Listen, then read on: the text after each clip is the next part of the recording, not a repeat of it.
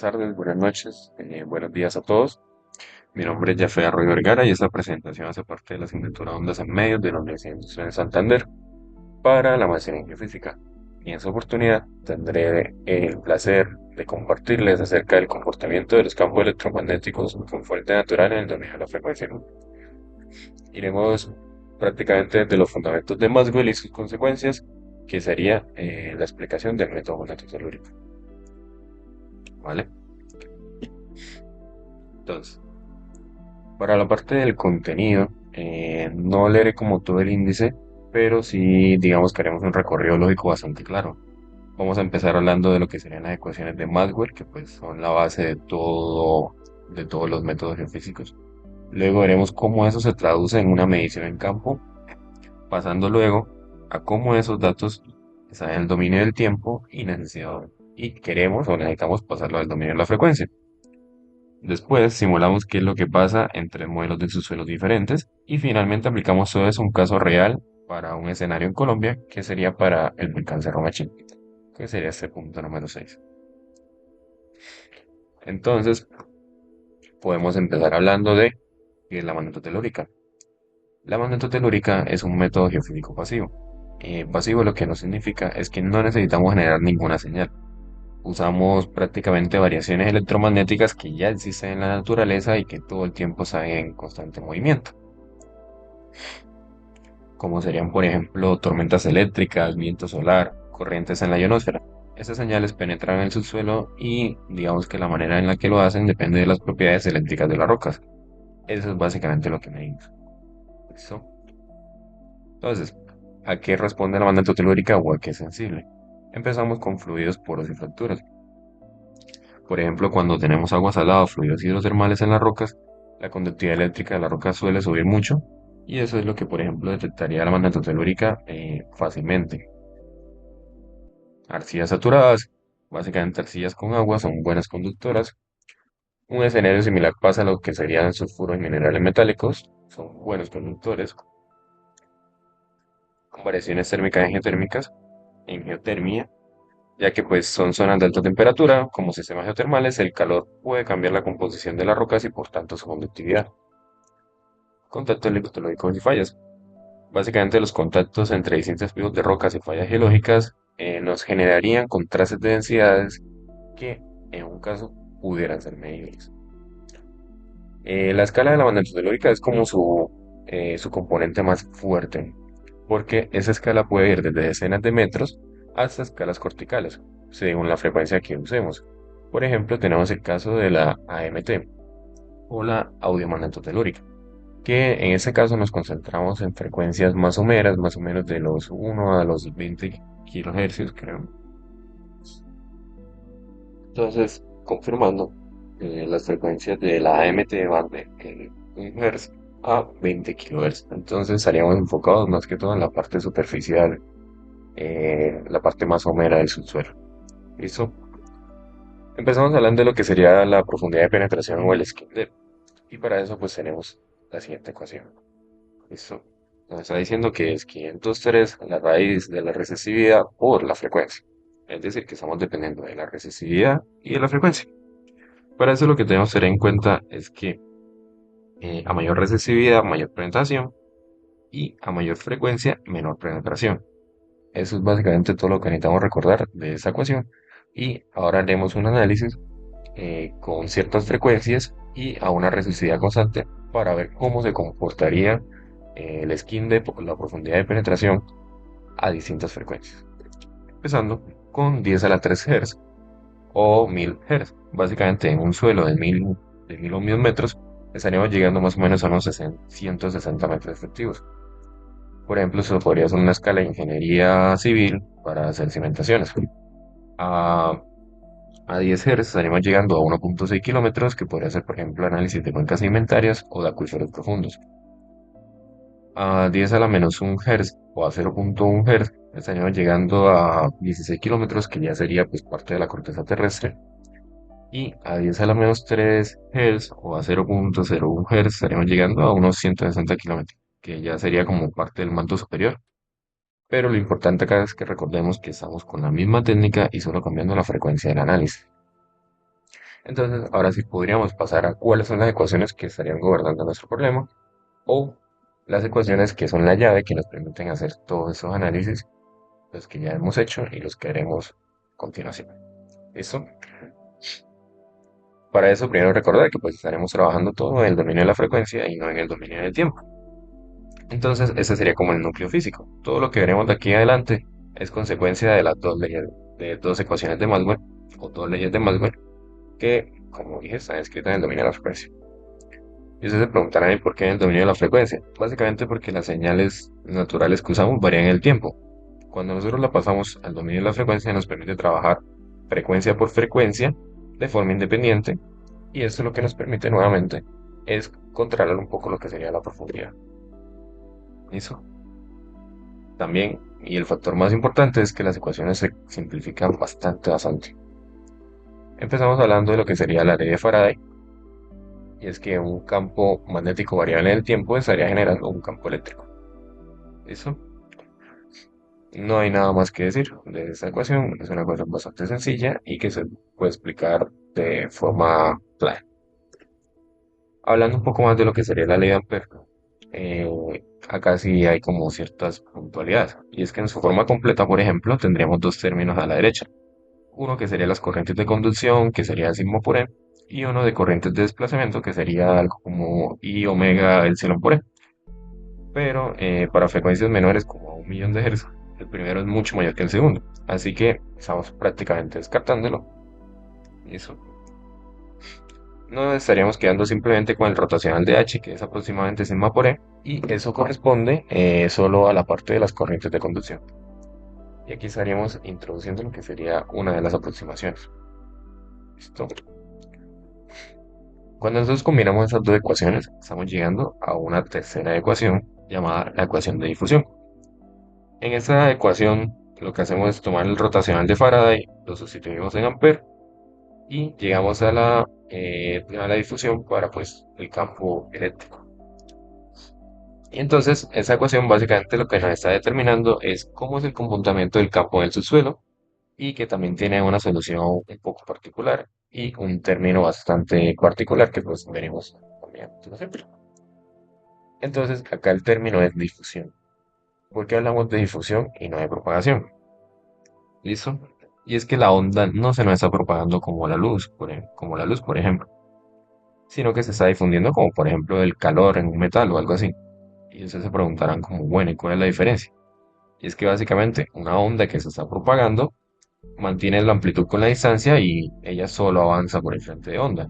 En cambio, una que se difunde es una onda que se atenúa exponencialmente con la profundidad. Por eso la profundidad, digamos que está escalada con la raíz cuadrada de ρ sobre f y no con la velocidad de la luz. ¿Listo? Y es exactamente lo que siempre resuelve cuando simulamos los modelos. Cada figura de campo que vamos a ver es la solución numérica de esa ecuación en una malla tridimensional. No son esquemas y pues son resultados reales, digamos que se dan a partir de las ecuaciones de Maxwell. Entonces ya podemos empezar a hablar de cuál sería la solución analítica para los campos eléctricos y magnéticos. Listo. Empezando, por ejemplo, con el campo eléctrico, eh, la solución analítica de la ecuación de difusión para el semiespacio homogéneo que estamos considerando, que pues sería como una especie de cubo con una recesividad constante, es esa ecuación. ¿Listo? Esa ecuación, digamos que tiene dos factores importantes. El primero, que es un factor de a la menos z sobre delta, que pues, sería un factor de atenuación, es decir, que la amplitud de campo decae exponencialmente con la profundidad. Y entonces, recordando que pues la definición de uno sobre es exactamente la definición del skin depth o la profundidad de penetración efectiva. Es decir, es ese 37% donde la amplitud decae. ¿Listo? Y hablando de lo que sería el segundo factor lo que nos está introduciendo es el desfase de la fase, que a su vez ese desfase está creciendo con la profundidad. ¿Listo? Entonces ahora podemos empezar a hablar de lo que sería el campo magnético. El campo magnético se obtiene directamente de la ley de Faraday y tiene más o menos la misma forma. Eh, Tiene más o menos la misma forma y decae de manera similar que el campo eléctrico. Eso.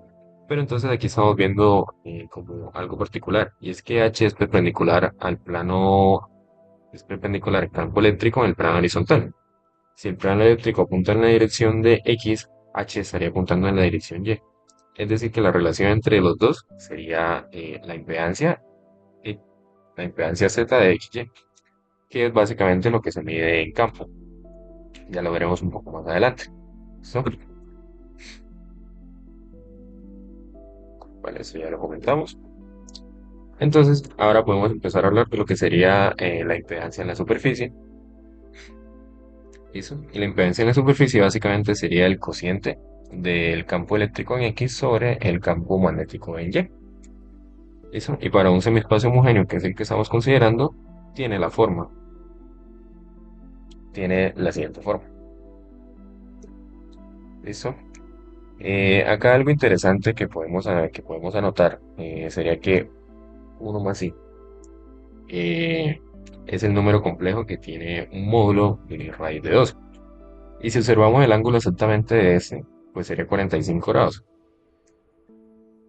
Básicamente, ¿a qué quiero llegar o qué significa eso?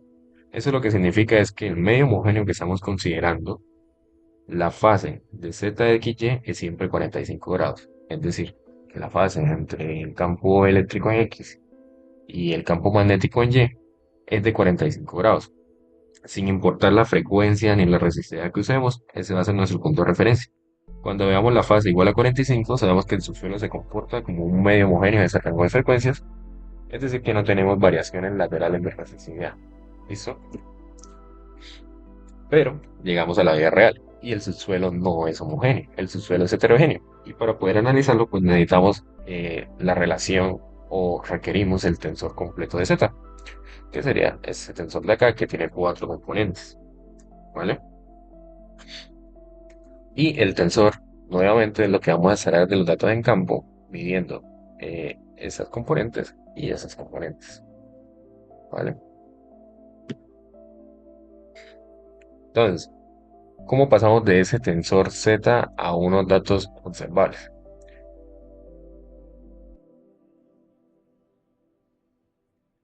Entonces, una vez que tenemos ese tensor, podemos calcular los datos observables con lo que realmente se puede interpretar la geología, y para eso, pues digamos que nuestra primera parte sería la resistividad aparente. La resistencia aparente básicamente sería el módulo de z sub xy al cuadrado sobre la velocidad angular por mu sub 0. No es la resistividad real en ningún punto, eso es lo que tenemos que tener en cuenta. Esa resistividad que nosotros estamos viendo no es la resistividad, es una resistividad aparente. Es decir, que es como una especie de promedio ponderado de lo que hay debajo hasta la profundidad del esquinde. Por eso es que le llamamos justamente aparente. Luego hablamos de lo que sería la fase del tensor, y la fase del tensor es el arco tangente de la parte imaginaria de z sub xy sobre la parte real. En el medio homogéneo que estamos considerando, eso nos daría exactamente 45 grados. Y acá podemos hacer como una pequeña interpretación. Y es que si la fase sube por encima de 45, podemos decir que hay un buen conductor en profundidad y la resistividad disminuiría hacia abajo. Si baja por debajo de 45, hay un resistor en profundidad, es decir, hay una capa de mayor resistividad o una capa más resistiva. ¿Listo? Y nuestro otro observable sería el esquema, que básicamente lo podemos interpretar como una especie de indicador de dimensionalidad. Si el skew es cercano a cero, el subsuelo se puede modelar con 1D o 2D, es decir, una inversión simple alcanzaría. Y si por otro lado, por ejemplo, superamos los 0.3, la respuesta del suelo es genuinamente tridimensional y pues necesitaríamos como una inversión 3D completa, que sería pues el caso de estudio que más adelante hablaremos, ¿vale? Hablando ahora de lo que sería el tipper o los tippers, es lo que nos está relacionando el campo magnético vertical con los horizontales. Entonces, acá lo que estamos teniendo es la ecuación del tipper o de los tippers. Y acá también podemos hacer unas pequeñas interpretaciones. ¿Listo? En cualquier modelo unidimensional que nosotros consideremos, digamos en el que no tengamos variación lateral de conductividad, no puede haber campo magnético vertical inducido. Sí. Así que este tipper y ese tipper y ese tipper serían exactamente cero. Si en los datos medidos el tipper es no nulo, sabemos que hay una anomalía lateral. Sí, por lo que habíamos dicho. Otra característica del tipper o de los zippers es que apuntan hacia el conductor y que digamos que son el indicador que más nos puede ayudar a saber si tenemos contraste lateral de resistividad. ¿Listo? Y con eso terminamos pues la parte de la teoría básica que necesitamos para entender lo que veremos a continuación, que pues serían los observables. Y sería lo que vamos a usar de aquí en adelante. Y todo lo que viene, los modelos, el caso de Master Machine, lo interpretaríamos con estas herramientas que pues más adelante también podremos como verlas mejor e interpretarlas, que es el objetivo de esta presentación. El objetivo de esta presentación es ver esos campos y cómo el método manutológico se explicaría a partir de las ecuaciones de MT, de las ecuaciones de Maxwell. Vale, entonces ahora podemos empezar a analizar qué es lo que mide el equipo en campo. Eso para poder conocer mejor qué es qué es con lo que estamos trabajando y a dónde queremos llegar. ¿Listo? Entonces para eso lo que tenemos son pares de electrodos enterrados y unos dipolos. Básicamente lo que medimos es la diferencia potencial en norte-sur y en SOS. Ya lo veremos acá en el mejor en el esquema. Entonces estamos midiendo con estos dos electrodos, estamos midiendo la diferencia de potencial, en ese caso sería la norte-sur, y acá estamos midiendo la diferencia de potencial, en ese caso sería la este-oeste. ¿Vale? Y también tenemos el campo magnético que lo medimos mediante bobinas de inducción. Entonces lo que tenemos son tres solenoides de alta permeabilidad enterrados en los tres ejes, en el eje en X, en el eje en Y y en el eje en Z, que sería pues la vertical. ¿Vale? Entonces, ¿qué es lo que estamos midiendo? Al final lo que estamos midiendo son cinco canales simultáneos, que sería el campo magnético en X, el campo magnético en Y, el campo eléctrico en X, el campo eléctrico en Y también estamos midiendo el campo magnético en Z, o el campo magnético vertical. ¿Listo? Y eso es lo que nos permite construir, sería lo que sería el tensor de impedancia completo y los triplets, tal como hemos visto acá a continuación. ¿Listo? Acá está el tensor de impedancia. Eso es lo que nos permite construir los observadores. Y es simplemente lo que medimos en campo. ¿Vale? Pero lo que medimos en campo, aunque no se observa acá, es muy pequeño, pero lo que medimos en campo no lo estamos midiendo en el dominio de la frecuencia, sino que lo estamos midiendo en el dominio del tiempo. Es decir, acá estamos midiendo el campo eléctrico en X, acá estamos midiendo el campo eléctrico en Y, acá estamos midiendo el campo magnético en X, acá estamos midiendo el campo magnético en y acá estamos midiendo el campo magnético en Z. Pero eso está en series de tiempo. Entonces, ¿cómo pasamos eso? Y también una pequeña explicación de por qué lo pasamos a frecuencia. Y es básicamente porque en el tiempo la relación entre el campo magnético, el campo eléctrico y el campo magnético es una convolución. Y en el dominio de la frecuencia es una simple multiplicación. ¿Listo? Para pasarlo a eso, digamos que el flujo de trabajo típico o como se ha trabajado es mediante un software llamado Empower de la empresa Phoenix, o sea, ¿listo? Y digamos que el procesamiento que hay detrás de ese software es básicamente, lo primero que se hace es una inspección visual de las series de tiempo. Esa inspección visual de las series de tiempo lo hacemos básicamente para identificar lo que sería ruido cultural. ¿Qué es el ruido cultural? Lo que serían como por ejemplo autos, líneas de alta tensión, máquinas. Entonces identificamos esos elementos contaminados y lo que hacemos es separarlos. El segundo paso lo que sería es un ventaneo. Básicamente es coger las series de tiempo, dividirlas en ventanas cortas y se les aplica una especie de suavizado. Entonces, de esta forma reducimos lo que serían como los efectos de borde antes de aplicar una transformada de Fourier. Y el siguiente paso es exactamente esa transformada de Fourier, que sería aplicarle la transformada rápida de Fourier a los espectros por amplitud grande.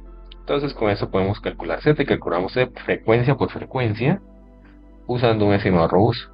Básicamente, ¿qué significa robusto? Robusto, por ejemplo, significa que es resistente a los outliers. Es decir, un dato por allá anómalo o atípico no lo molestará tanto. Y no nos estarían arruinando el resultado. Luego de eso, el software de Empower ya nos arroja como tal el cálculo de lo que sería Z y lo que sería T en el dominio de la frecuencia por la estimación robusta de la que hablamos anteriormente. Finalmente, nosotros lo que hacemos pues sería una especie de control de calidad, que sería la coherencia, barras de errores, básicamente entre los canales y dominio y frecuencia por frecuencia.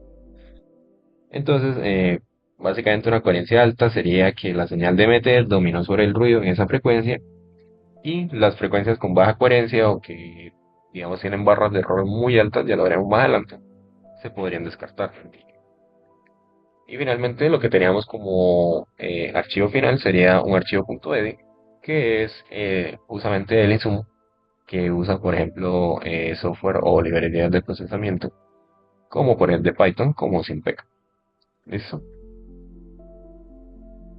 Entonces, en ese flujo de diagrama estamos haciendo como un pequeño resumen completo de qué es lo que llevamos hasta ahorita. Entonces, desde la fuente natural, que pues sería la ionosfera o las tormentas, medimos con electrodos o con bobinas. Con electrodos medimos los campos magnéticos en X y en Y, y con bobinas medimos los otros tres ejes, que sería X, Y, Z.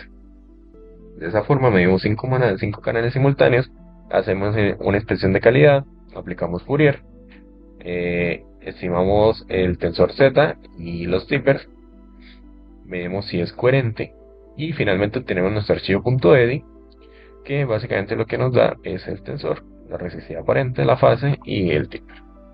¿Listo? Entonces, a partir de todo lo que hemos hablado, ya podemos pasar a lo que serían tres modelos. Tres modelos simples que fueron construidos gracias a Simpec, que es una librería de Python especializada para la parte geofísica. Para ese primer caso, que sería pues un caso homogéneo, es el caso más simple posible. Es básicamente un semiespacio homogéneo, que era por ejemplo que estábamos hablando cuando explicábamos las ecuaciones de Maxwell, con una resistividad constante de 100 ohmios metro en todo el dominio. Y ese es el caso de referencia que usaremos luego para comparaciones o cosas así. Y todo lo que veamos de aquí en adelante es el comportamiento base con lo que vamos a comparar los otros dos puntos. Para nuestro segundo caso tenemos un modelo estratificado de 5 capas, aunque el modelo solo sean 3. Y ese modelito tiene una particularidad, es que como en la capa 3 tiene una recesividad muy baja, es decir, que tiene una muy alta conductividad. Y eso básicamente lo que queríamos hacer era un escudo conductor que digamos que se tragara como toda la energía, ¿vale? Y para el tercer caso tenemos una anomalía 3D, que aunque en este caso lo vemos como una especie de corte 2D, digamos que su naturaleza es cúbica, su naturaleza está en la tercera dimensión, ¿vale? Y pues es básicamente lo que tenemos es un cúbito conductor de 1 ohmiómetro enterrado entre 150 y 350 metros de profundidad, con una extensión lateral de más o menos unos 100 metros en X y 300 metros en Y. Y ese modelito pues tiene variación lateral real y va a generar respuestas bastante diferentes a los otros dos. Entonces queremos ver cómo se comporta, ¿vale? Entonces podemos empezar con el campo eléctrico horizontal visto desde arriba. En el caso 1, el modelo homogéneo, las líneas de campo son prácticamente perfectamente paralelas y uniformes. No hay nada que las desvíe. Y la ecuación del campo eléctrico solo depende de la profundidad Z, no de X ni de Y. Si el sigma es constante en todas las direcciones, el campo eléctrico no puede variar horizontalmente. Lo mismo pasa pues, para el caso 2, digamos que aunque hay variación vertical de resistividad, no hay variación lateral. Por tanto, la ecuación de difusión sigue siendo solo función de Z. Y como notación, si ven como esas pequeñas acá esquinitas, eso es producto de una pequeña aberración por el modelo que se creó. Digamos que los bordecitos del modelo no fueron los apropiados, pero por costos computacionales se tuvo que hacer un poco más pequeño, entonces por eso se ven como esas pequeñas aberraciones. Y pasamos a explicar el caso 3. Y básicamente el panorama nos está cambiando completamente. Las líneas de campo se nos están moviendo a través del bloque conductor con una conductividad como 100 veces mayor que el entorno. Lo que está haciendo es básicamente atraer las corrientes y concentrar las corrientes, y eso viene pues dado por la ley de Ampere que explicamos anteriormente, donde el sigma es mayor, entonces más corriente fluye y las líneas del campo eléctrico se doblan hacia el conductor, que aunque acá en superficie no se ve tan bien, ahorita que lo veamos en corte se verá bastante mejor. ¿Listo? Y pues recordando la ecuación de la que estamos hablando, básicamente dice que sin el gradiente lateral de sigma, el campo eléctrico no varía ni en X ni en Y. Entonces, como el caso en el campo 2 cumplen eso exactamente, vemos que es como constante en todo el dominio. Mientras que pues para el caso 3 vemos que hay un gradiente lateral, entonces algo está cambiando en esa zona. ¿Listo? Entonces, ahora miremos cómo se comportaría, por ejemplo, el campo magnético horizontal. Bueno, entonces nuestro siguiente caso de análisis pues es el campo X horizontal, que, que sería pues para el caso 3. Entonces las líneas también se curvan, pero ahora un patrón más o menos como rotado a 90 grados con respecto al campo eléctrico. En ese caso pues el bloquecito es más largo en Y que en X y eso genera como esa especie de formación asimétrica. ¿Listo? Entonces, para la ecuación, recordando también lo que sería la ecuación de H, que pues tiene exactamente la misma forma, y estaría decayendo lo mismo con el skin de ¿listo? Se lo comentamos, se liga al campo eléctrico a través de la profundidad, exactamente, y el campo, para el caso del campo uno y el campo 2 pues lo que veríamos, o el caso uno y el caso 2 lo que veríamos serían líneas paralelas, entonces por eso digamos que no es como tan interesante ponerlo acá, pero más adelante haremos una comparación para que podamos verlo. ¿Listo? Y acá lo importante es que si medimos el campo eléctrico y el campo magnético junto, es lo que nos permite calcular el tensor de impedancia Z. Entonces podemos pasar a lo que sería el campo eléctrico vertical y veremos cómo está penetrando la onda. En este caso lo que tenemos pues ya es un corte. Entonces este corte vertical nos muestra cómo penetra el campo con la profundidad. Para el caso 1, la caída es suave y uniforme. Es básicamente una curva exponencial completamente limpia que se controla básicamente casi que solo por el skin depth, que para ese caso es de, aquí lo estamos viendo, es más o menos como unos 365 metros, ¿vale? Para el caso 2, digamos que nuestro panorama está cambiando un poco al llegar a la tercera capa, que habíamos dicho que era un escudo conductivo. Entonces, el skin depth dentro de esa capa es básicamente de solo 36 metros. El campo se está atenuando, el campo se está atenuando casi que completamente en los primeros metros de la capa conductora. Y las capas que están debajo quedan como apantalladas o borradas, no reciben señales. Y eso sería como una especie de equivalente a lo que sería una jaula de Faraday, ¿vale? Y revisando lo que sería el caso 3, que básicamente el bloque tiene bordes finitos, es decir, y eso produce algo diferente. Las líneas de campo no solo se están atenuando verticalmente, sino que se están doblando lateralmente al encontrar el bloque.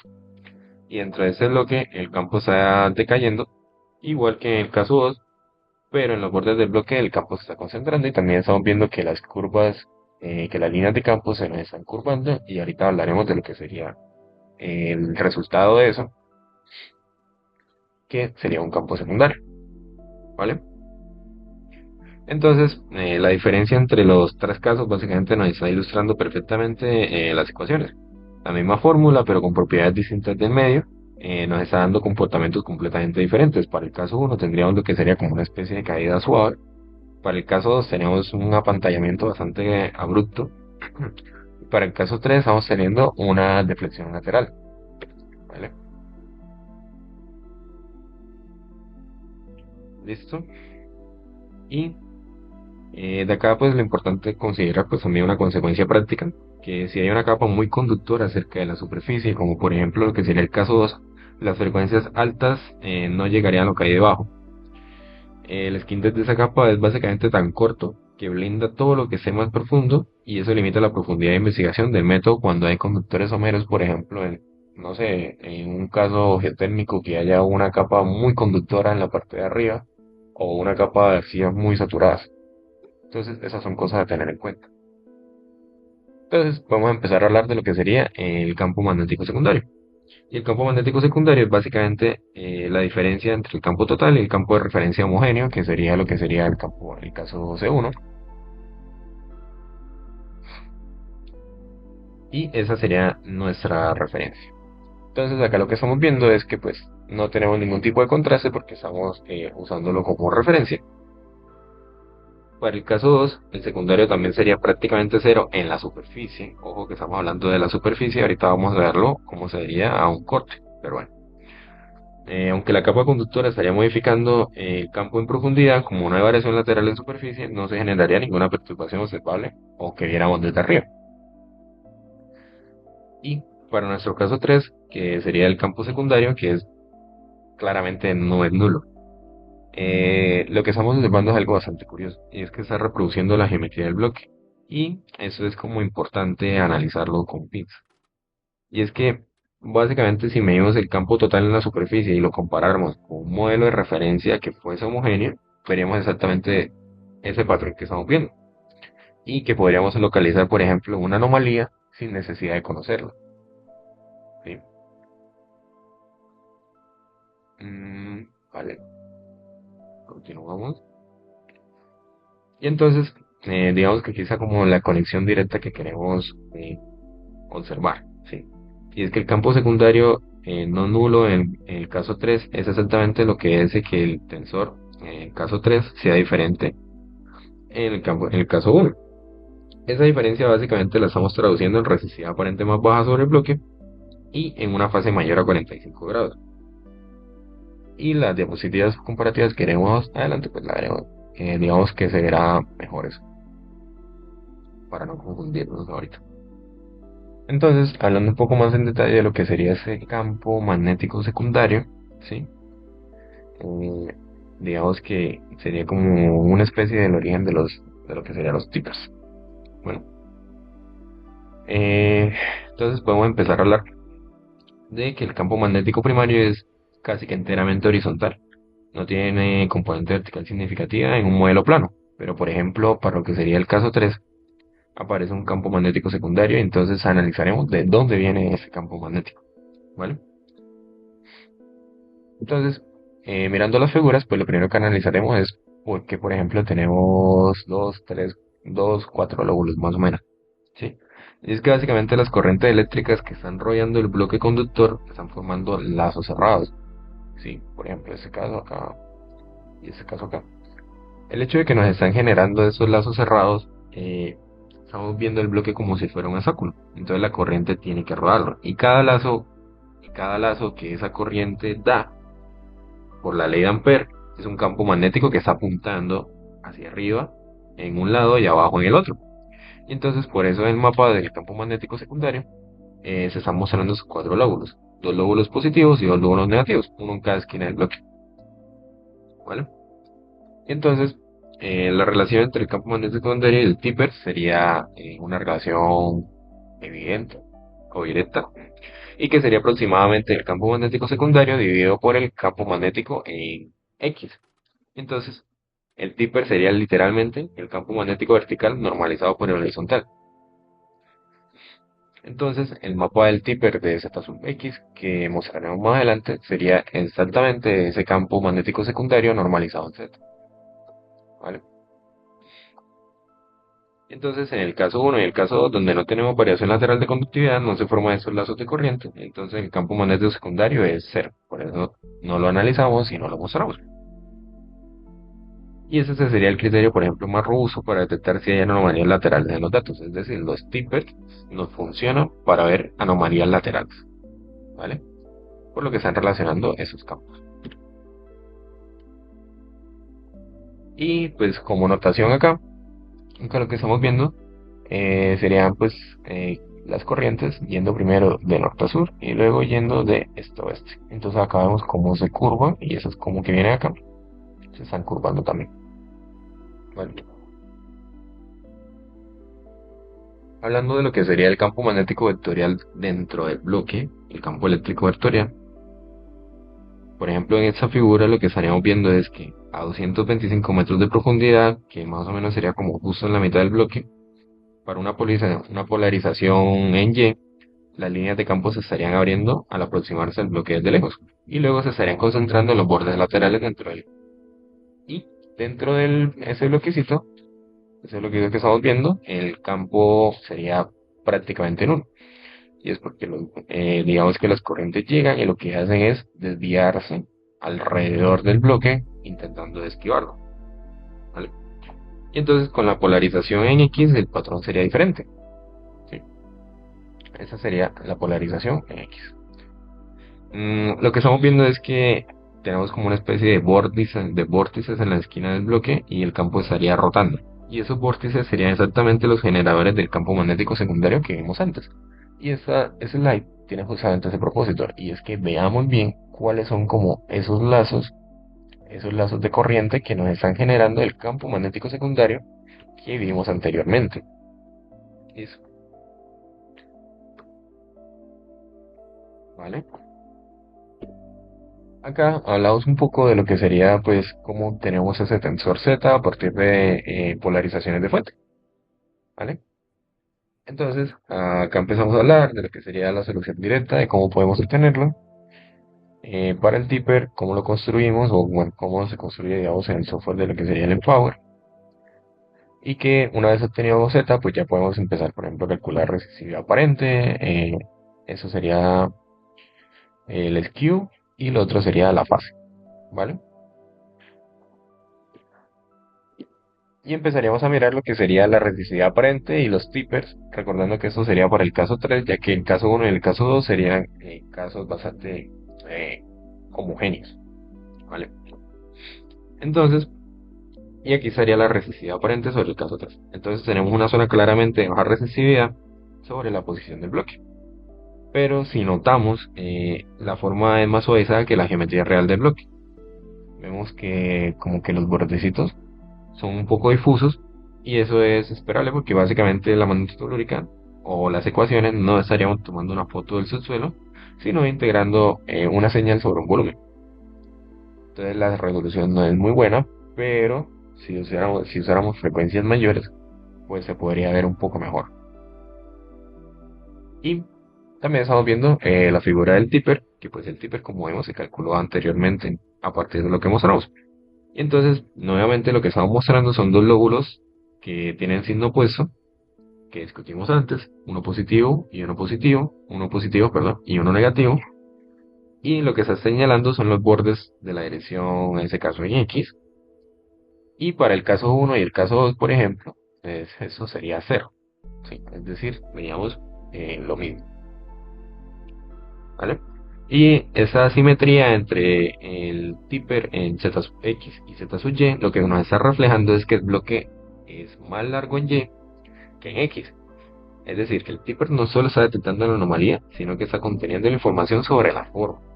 Y eso es, digamos que, una de las cositas que ahorita en el artículo que vimos anteriormente se usó para una de las guías de la inversión, ¿vale? Entonces empezamos hablando de lo que sería la resistividad aparente, pero ya una parte más comparativa. Entonces empezamos con la resistividad aparente en lo que sería el modelo homogéneo. Básicamente es un modelo completamente uniforme, el mismo valor en toda la malla, recordando que el caso 1, el campo eléctrico es uniforme, es decir que Z sub XY no está variando espacialmente. Entonces el ρ aparente sería constante. Y esa sería nuestra referencia. Y ahorita analicemos el caso 3 con la anomalía 3D, con nuestro bloquecito, ¿vale? Entonces lo que estamos viendo, como la figura anterior, es que tenemos una zona de baja resistividad claramente centrada sobre el bloque, en el cual la curva de campo el campo eléctrico está reduciendo el módulo sobre exposición. Básicamente lo que tenemos es una resistividad aparente más baja. Acá recordamos que el skin. Entonces, básicamente lo que vemos es que no es magia, es la misma ecuación evaluada en dos situaciones distintas, y que en cada situación nos está demostrando cómo sería la resistividad aparente calculada a partir de todos los componentes que sacamos de las ecuaciones mismas. Hablando un poco de lo que sería la fase del tensor, tendríamos el caso 1, que nuevamente sería homogéneo. Homogéneo en ese caso, recordando que sería 45 en toda la malla, sin excepción, sin variación espacial. Eso, como hablamos, es consecuencia directa del factor en la impedancia. Y teníamos el caso 3, que sería para la normalidad 3D, que sería con nuestro bloquecito. Entonces lo que estamos mirando es que la fase está subiendo por encima de 45 grados sobre el bloque. Es decir, el conductor en profundidad hace que la parte imaginaria de Z sub XY crezca más que la parte real. Entonces el arco tangente también sube. Y eso lo que estamos viendo es que tenemos un conductor en profundidad. ¿Vale? Entonces la interpretación se nos hace bastante sencilla. La fase igual a 45 significaría un subsuelo homogéneo. Y fase mayor a 45 significaría que la resistividad disminuye con la profundidad, que hay algo más abajo, más conductor abajo. Y una fase menor a 45 significaría lo contrario, que hay algo más resistivo abajo.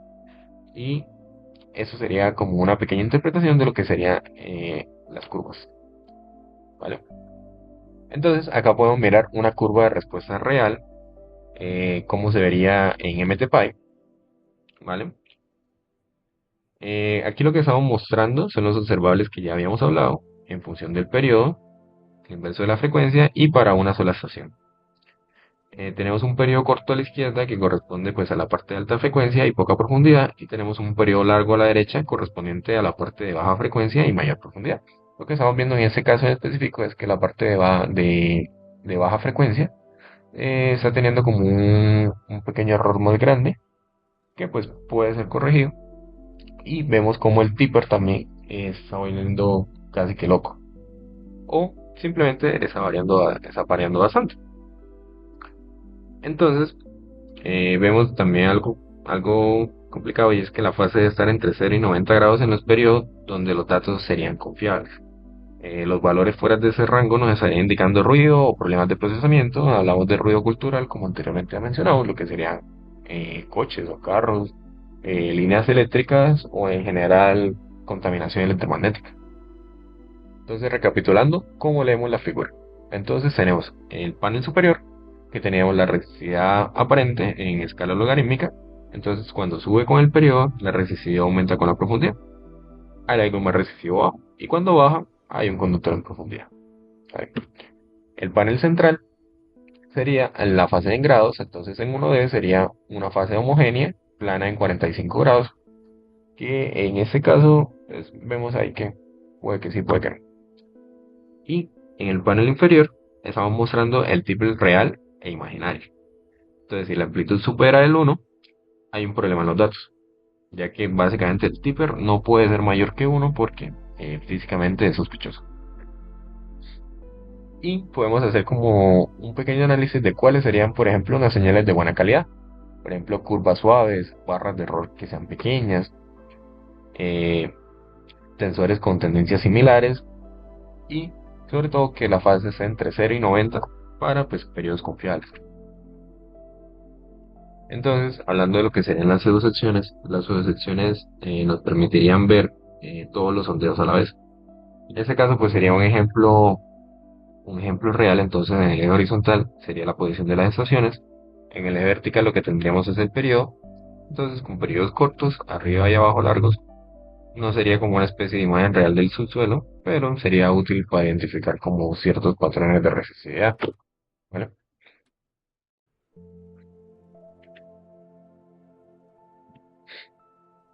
Y tenemos que pues cambios abruptos podemos interpretarlos como contactos o fallas o incluso cambios de litología. ¿Vale? Si los sensores muestran estructuras completamente diferentes, podría ser por ejemplo una señal de una geometría 3D que sería compleja, y probablemente lo que necesitemos sería una inversión 3D. Entonces, pasando a hablar de lo que sería el tensor de fase y las flechas del tipper, acá nuevamente tenemos un ejemplo real. Entonces, en el mapita lo que estamos mostrando es cómo sería el tensor de fase. Se vería como elipses en cada una de las estaciones, Entonces estaríamos viendo el tensor de fase como listas cada una de las estaciones.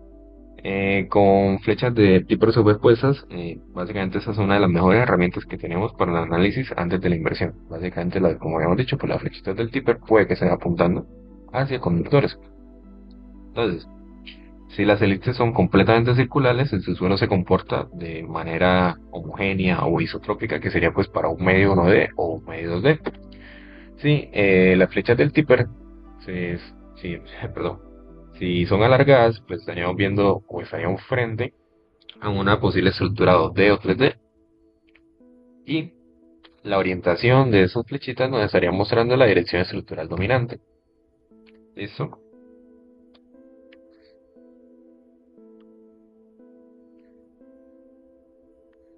¿Vale?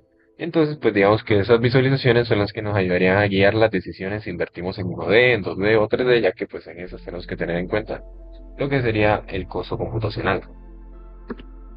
Y resumiendo el flujo teórico de lo que llevamos hasta ahorita, podemos pasar a el caso de estudio, el cual el caso de estudio es un caso de estudio de Herrera y Calo, publicado en el 2025 en la revista Geothermics.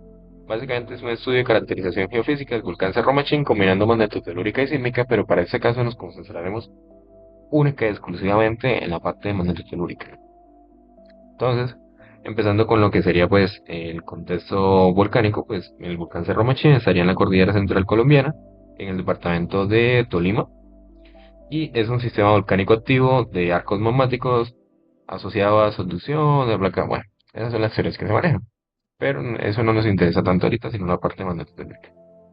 Es una zona geotermal bastante activa, con fumarolas, manantiales de hasta 94 grados, que fueron, digamos, datos tomados por el Servicio Geológico Colombiano.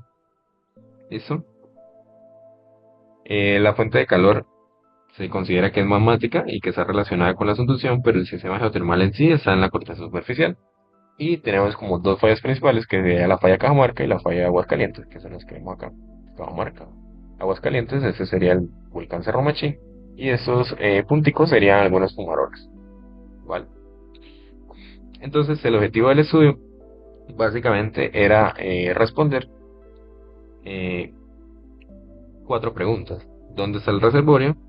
Que si hay una especie de roca sello encima, también era por dónde circulan esos fluidos y dónde está la fuente de calor. Entonces la moneda telúrica para ese caso fue la herramienta principal para las primeras tres preguntas. ¿Sí? ¿De dónde está el reservorio? Que si hay una roca sello encima y por dónde circulan los fluidos. ¿Vale? Para el levantamiento de magneto telúrico en campo, lo que midieron con el equipo pues, fueron 52 sondeos. Lo midió el 2019 el Servicio Geológico Colombiano con el equipo Phoenix Geophysics. ¿Vale? Para cada uno de los sondeos pues, se midieron 5 componentes. El campo X, el campo Y, el campo magnético en X, el campo magnético en Y y el campo magnético en Z.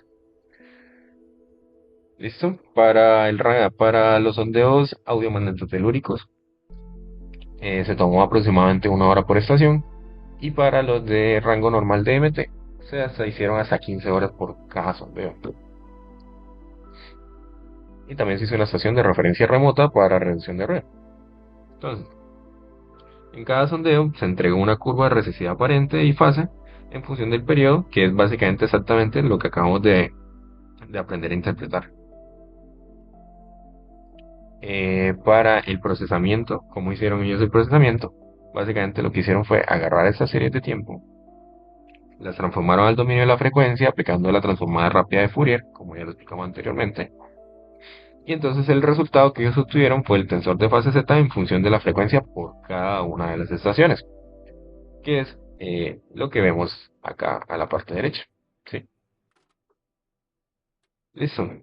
Lo siguiente que hicieron fue aplicar la estimación robusta con la estación de referencia remota que ellos usaron y usaron un método de Gamble que es como el estándar de la industria y el software que es el de Geophysics, Phoenix Geophysics. ¿Listo?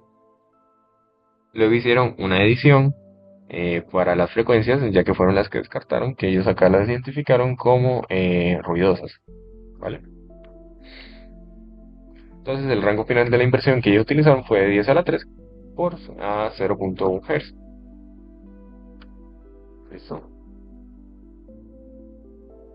Para el análisis de la dimensionalidad digamos, del problema, los sensores de fase lo que mostraron fue que el skew superaba el 0.1 en la mayoría de los sondeos para las frecuencias menores a 1 Hz. Entonces, si recortamos el criterio, si tenemos un skew mayor a 0.3 nos está indicando una respuesta 3D, y entonces aquí lo que estamos confirmando es que el subsuelo de Cerro Machín tiene un comportamiento tridimensional. Entonces una inversión 1D o una inversión 2D nos estaría dando unos resultados incorrectos. Las flechas del tipper básicamente apuntaban consistentemente hacia la parte suroeste oeste, lo que significaba que hay un conductor en esa dirección. Y entonces ya tenemos una pista de dónde se podría buscar tal vez antes de mentir, aunque acá no se ve, está un poco pequeño, entonces no se alcanza a ver bien. Pero pues si le ponen pausa al video y analizan la figura, podrán observar ese comportamiento.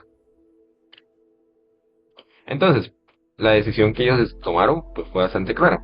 Una inversión 3D completa, en ese caso utilizaron el software de Mode, ya que pues no tenían otra opción con esos datos. Ahorita hablaremos un poco más de cuáles son los software que comúnmente se utilizan o cuáles se pueden usar para ciertas cosas. ¿Vale? Entonces, ¿cómo hicieron la inversión 3D con Mode? No voy a entrar como tanto en detalle en esa parte, ya que pues siento que no compete mucho, pero pues si desean pueden ir poniéndole pausa y revisarlo más. Pero básicamente el núcleo de las celdas es de 200 metros que crece hacia los bordes, eso se llama padding, y entonces esto lo que hace es optimizar la resolución donde están los datos y reduce mucho el costo computacional en zonas sin datos o en zonas que no son tanto de interés. Entonces, el modelo inicial es un espacio homogéneo de 50 ohmios y no está asumiendo ninguna estructura previa. ¿Vale?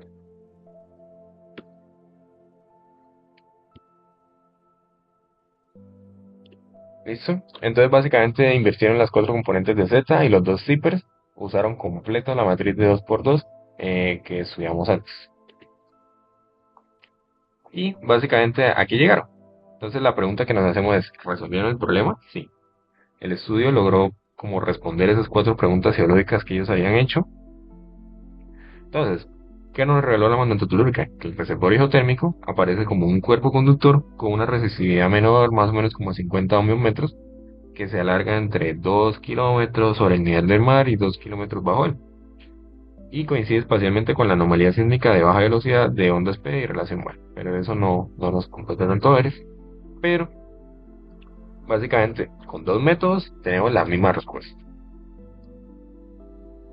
En la parte del sello resistivo, ¿a qué llegaron? Que por encima del reservorio hay una capa resistiva, mayor a 150 ohmios metros más o menos, que sería sobre el cráter del volcán, y que es compatible con, digamos, la teoría geológica de los depósitos de sílice precipitado, que cuando los fluidos calientes suben y se enfrían, precipitan sílice. Y entonces esa sílice está cerrando el sistema desde la parte de arriba.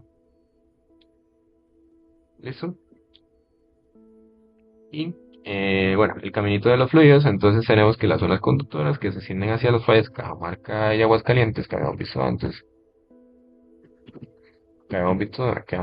antes, son los caminos de migración de estos fluidos, ya que pues el calor y los fluidos están siguiendo las fallas, que pues son zonas donde pueden ir como fácilmente. Y entonces el MT lo está detectando porque está como detectando esa conductividad lateral. ¿Qué limitación tuvieron? Pues tuvieron una resolución bastante baja. Por debajo de los 2.5 kilómetros la resolución decayó bastante. Y entonces el cuerpo caliente que alimentaba todo el sistema no fue confirmado por la magnetotelúrica y lo confirmó pues la parte de la sísmica. Pero pues ambos métodos se complementan. ¿Listo? Entonces, nuevamente los dos métodos se complementaron. Y para ya casi finalizar, pues básicamente, ¿cuáles son los software utilizados para el flujo MT o comúnmente usados o que podemos usar para el flujo MT? Entonces, para la adquisición y procesamiento, tenemos el software de Empower de la empresa Phoenix Geophysics. Para la asignación robusta del tensor, y MTPy, que es una librería de Python, que es de open source, para visualización, análisis y control de calidad. Digamos que se complementan. Para la parte de modelado directo, tenemos Simpec, que también es open source, otra librería de Python, y esa nos permite simular exactamente lo que serían las ecuaciones de Maxwell. Gracias a Simpec fue que pudimos analizar los tres casos. ¿Listo? Eh, y es lo que usamos pues, para generar todas las figuras de los campos que vimos anteriormente. Para la inversión, tenemos Model en 3D, que es de código abierto, pero está escrito en Fortran, y es el más usado para la investigación. WinGLink para la inversión 2D es un software comercial. Mare2D para ambientes marinos y OCam 2D para inversiones 2D con un suavizado. Y que pues digamos que el flujo, lo bueno de meter es que el flujo es modular y se puede combinar libremente herramientas. ¿Vale? Entonces acá tenemos lo que sería pues, toda la parte de los software, pues si quieren revisarlo un poquito más en detalle. Y pues ya pasamos como primeramente a la parte de las conclusiones. Y entonces, digamos a que, por ejemplo, la física, todo sale de las ecuaciones de Maxwell, no es una técnica empírica, tiene una base física rigurosa. Faraday y Ampère nos están prediciendo el comportamiento del campo en el suelo y de ahí emergen directamente los observables, los cuatro observables que habíamos visto antes. Y vemos que también la ecuación de difusión es demasiado importante. ¿Vale? Para el caso 1, que es homogéneo, lo usamos como referencia. Tenemos un campo uniforme, tenemos un campo secundario nulo, tenemos una fase de exactamente 45 grados, el skew 0, los zippers son nulos. Todo lo que se aleje de eso, básicamente estamos diciendo que es heterogéneo. ¿Vale? Para nuestra tercera conclusión, miramos lo que sería el caso 2, que muestra que la variación vertical sola por sí no genera zippers ni campo secundario horizontal. Y que la capa 3 conductora apantalla las ondas a altas frecuencias, lo que nos les estaría limitando, por ejemplo, la profundidad de la investigación. Y para el caso 3, con anomalía 3D, estamos produciendo todos los indicadores de heterogeneidad al mismo tiempo, claro. Tenemos un campo curvado, un campo secundario con huella del bloque, los tipers son no nulos, el skew es mayor a 0.3, el campo secundario magnético está explicando básicamente los lóbulos del tipper. Y para nuestra quinta conclusión, que es la más importante, y es que el contraste entre los tres casos es la herramienta que usamos para la interpretación. Lo que el caso 3 tiene y el caso 1 y el caso 2 no tienen es exactamente esa anomalía. Y es lo que medimos en campo, lo que invertimos y lo que interpretamos como la geología. ¿Vale? Esas serían las referencias usadas. Entonces, muchas gracias por su atención. Y cualquier duda, comentario, inquietud o recomendación, me lo podría escribir al correo gfed@gmail.com. Y eso sería todo por hoy. Muchísimas gracias.